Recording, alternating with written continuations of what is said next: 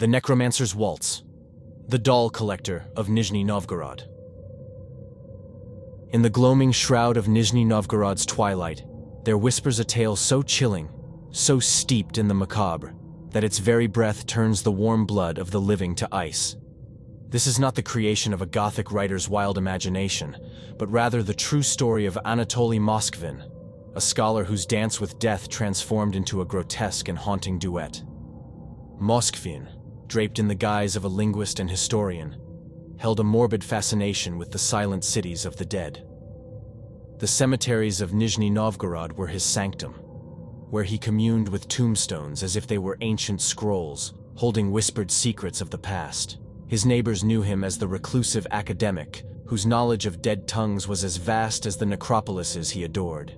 Yet under the cloak of this scholarly pursuit, Moskvin's heart danced to a sinister tune, a dirge that hummed with the call of the netherworld.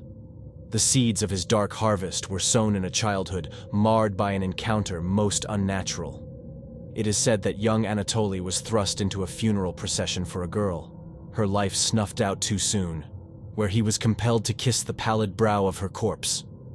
That spectral caress, a union of the living and the dead, germinated within him an obsession that would fester and bloom in the shadows of his soul. As the years wove on, Moskvin's daylight wanderings through graveyards became a veneer for his nocturnal transgressions. Under the cloak of darkness, he would exhume the bodies of the young, his hands sullying the sanctity of their sepulchres. The city was haunted by tales of vanished bodies, of graves despoiled, a grim mystery cloaked in the velvet darkness of Russian nights. The dance of the dead twirled on, unbroken, until fate's grim hand intervened in 2011. Following the reverberations of a terrorist atrocity, the probing eyes of the law were drawn to Moskvin's sacred haunts. His dwelling, an unassuming apartment shared with his oblivious parents, was unmasked as a charnel house masquerading as a home. There, arrayed with perverse reverence, sat his congregation, a macabre assembly of the stolen dead, garbed in the accoutrements of a life they were denied. The figures, resembling mannequins in their stillness, were arrayed in a tableau of silent horror. Their faces, once alight with the glow of youth, were now obscured beneath a shroud of cloth and a mask of paint, twisted into silent screams of a terror beyond the grave. The dolls, with their hollow chests harboring music boxes, sang dirges that echoed in the night, a symphony of sorrow for lives stolen and desecrated. The revelation of Moskvin's unspeakable acts sent a pall of terror over the community. He was the necromancer in their midst, a modern-day Frankenstein whose creation of a macabre family was born of a solitude that bordered on madness. His was a love letter to death itself, written in the ink of morbid obsession and sealed with the stolen tranquility of the grave. Yet this is no mere tale of terror to be whispered in hushed tones around a flickering campfire. The dolls were once the beloved, daughters torn from their eternal rest, sisters wrenched from the arms of mourning, friends whose faces would no longer greet the dawn. They were the unwilling participants in Moskvin's ghastly charade, their repose sold for a role in his theater of the damned. As the world peered into the abyss of Moskvin's creation, a haunting question echoed through the silent chambers of the heart. What dark rites had been performed in the sanctity of the night, where the dead were the audience and Moskvin the unhallowed maestro? This grim tale reaches its coda with the figure of Anatoly Moskvin, the doll-maker of Nizhny Novgorod, forever etched into the fabric of infamy, a testament to the unsettling truth that the most harrowing stories are those birthed from the twisted corridors of human existence, where reality and nightmare intertwine in an inseparable dance. In the heart of Russia, the echo of his legacy lingers, a somber elegy to the disturbed mind's potential for horror, to the thin, wavering line that separates the living from the dead, and to the unspeakable acts that can be carried out in the name of a love that transcends the boundaries of life, death, and sanity. Whispers in the fog, the haunting of the signalman. On a cold, fog-shrouded evening, the mournful echo of a train whistle cut through the silence of the English countryside. Nestled within this desolate landscape was a lone signal box, its dim light a solitary beacon against the darkening sky. The signalman, a man of routine and solitude, stood vigilant by his post, his eyes always scanning the tracks for the headlight of the approaching trains. This particular signalman was known to be a man of few words, his countenance always somber, as if he bore the weight of some unseen knowledge. Passengers on the passing trains often spoke of the peculiar, melancholic figure who seemed ever present, rain or shine, a ghostly attendant to their journeys. The origin of his sorrow dated back to a harrowing incident that had transpired one fateful night. As the tale was recounted, the signalman had witnessed a phantom, a spectral figure that appeared from the mist, silent and foreboding, standing by the mouth of the tunnel. Each appearance was an omen, a harbinger of doom that preceded calamity on the rails. First, it was an unexpected collision, a catastrophic convergence of two trains in the dead of night, metal screeching against metal, the air filled with the haunting cries of the wounded and the dying. The signalman had seen the ghostly figure just days before the disaster, its arms waving in a spectral pantomime that mimicked the desperate motions of a man trying to avert a terrible tragedy. Then, months later, as if the first incident had not imprinted enough horror upon his soul, the signalman again saw the figure. This time, its appearance foretold a singular tragedy, the death of a young woman, struck down on the tracks by a passing train, her life extinguished in an instant. The signalman's reports were met with skepticism and concern for his sanity. Yet the eerie pattern of the ghost's visits and the subsequent disasters were enough to chill the blood of even the most rational minds. Charles Dickens, himself a survivor of a ghastly train accident at Staplehurst, where he had stared death in the face amidst the twisted wreckage, had chanced upon the signalman's story. The trauma of his own experience had left a lasting impression on Dickens, manifesting in his own fears and nightly terrors. In the signalman's haunted gaze, Dickens recognized the same abyss of fear that he himself had glimpsed. Inspired and disturbed by the signalman's account, Dickens penned a tale that would echo the chilling truth of the signalman's encounters. The story spoke of the spectral visitations, the signalman's growing dread, and the inexorable pull of fate that seemed to command the phantoms of the rails.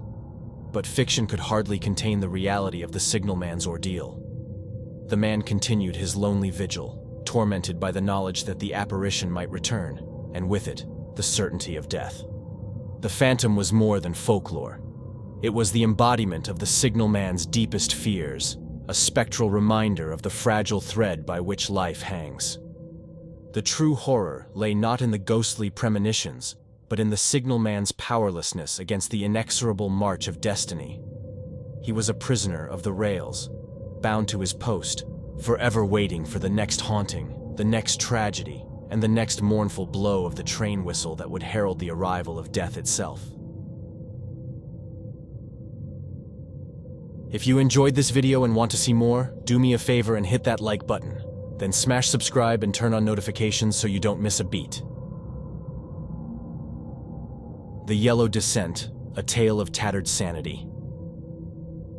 In the grand yet isolating estate of Thornfield Hall, cloistered among overgrown ivy and whispering elms, there stood a room echoing with peculiar history.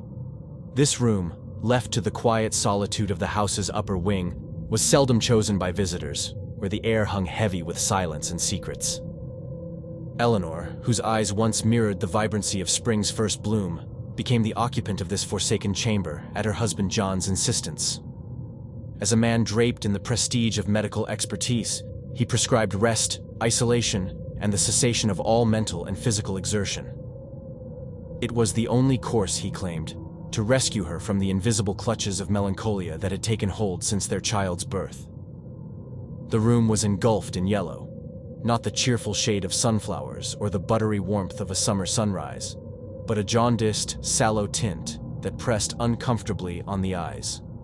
The wallpaper, with its chaotic patterns, became the canvas of Eleanor's confinement, a relentless, visual tumult. Days bled into nights, and back again with little to distinguish them. Eleanor, left with nothing but time, began to trace the convoluted designs of the wallpaper with her gaze, her mind ensnared by the twisted paths. The flowers and vines contorted into grotesque shapes, with faces hiding within the pleats, silently leering and mocking. The room became a realm unto itself, with the wallpaper as its despotic monarch, and Eleanor, its reluctant vassal. She conversed with it, argued, and pleaded. But the wallpaper's oppressive aura was resolute. By day, it was merely paper and paste, but by moonlight, it seemed to pulse with life, the creeping woman at its core. Eleanor's correspondences with her sister ceased. Her art lay abandoned. Her existence revolved around the wallpaper, watching, waiting for the figure within to unveil its truth. She became convinced it was not just an image, but a soul, trapped as she was, desperate for freedom. John noted the transformation with a detachment that bordered on apathy. He recorded her decline, the frantic spark in her eyes, her dialogues with the inanimate, yet his remedies remained unchanged. Rest, he maintained, would mend her psyche. But the human mind is not so easily repaired, nor the spirit so simply confined. At dusk, as shadows grew and the house settled into its nocturnal creaks, Eleanor's grasp on sanity wavered and shattered.